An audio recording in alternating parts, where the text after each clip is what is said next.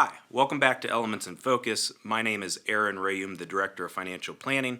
As always, Grant Soliven, my sidekick and Manager of Advisor Operations. Grant, how are you this morning? I'm doing great. Thank you, Aaron. I appreciate you asking. You're laughing about the sidekick. I like being a sidekick. It's great. Can you imagine me in a little motor cart next to you in a motorcycle? I don't know if I'd fit. Oh, goodness. All right, so we're going to get back on track. As you know, this is Elements in Focus.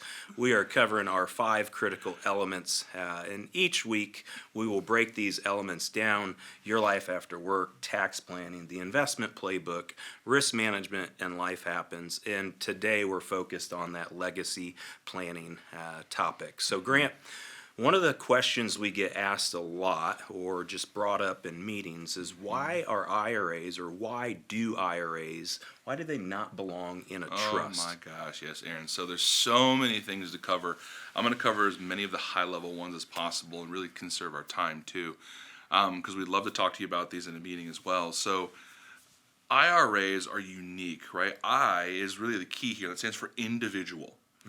And so when you have retirement assets, realistically, from a tax perspective, they have to belong to a breathing human being. Once you get a trust involved, you enter the entity space, and the IRS and Congress don't like that for your retirement assets. Why? Tax revenue, right? And so they made it very hard with some of the tax code changes to keep those assets protected inside of trusts. And so specifically, the number one thing why IRAs really don't belong there is if you're charitably inclined in any way to a church, to other organization, right? Don't put the charities in your trusts. Put them in your tax-deferred assets that are not Roth. So if you're going to leave money behind for a charity of some kind or your religious organization, make sure that comes out of the IRAs because they do not pay taxes. Those entities that are 501c3s registered, they don't pay taxes. And so by gifting the money through your tax-deferred accounts that are not Roth, they get a massive benefit for that, and so do you. So do not have the trust listing, right, beneficiaries that are non-humans, non-entities that are 501c3s.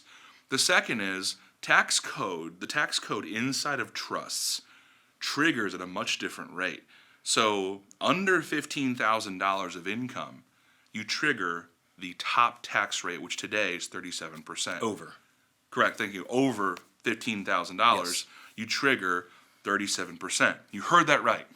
So if your trust retains the income and makes over $15,000 of income, you're now paying every dime over that at the top tax rate, right? You need to be able to pass that income through the trust, and most trusts that we read do not have that pass-through language embedded inside of it, because the trust is just taking care of beneficiaries and not thinking about the income tax code.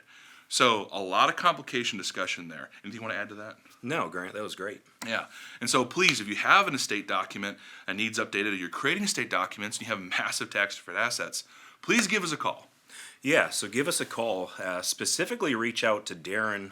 Darren is helping Joe in our Trust Services division. Darren Hardesty is our certified financial planner that works in our Anderson office. If you have specific trust questions, reach out to him. If you want to schedule a Next Steps meeting, call us at 800-928-4001. You can ask questions at talktofeg@yourlifeafterwork.com, or if you just want to find out more about FEG, go to yourlifeafterwork.com.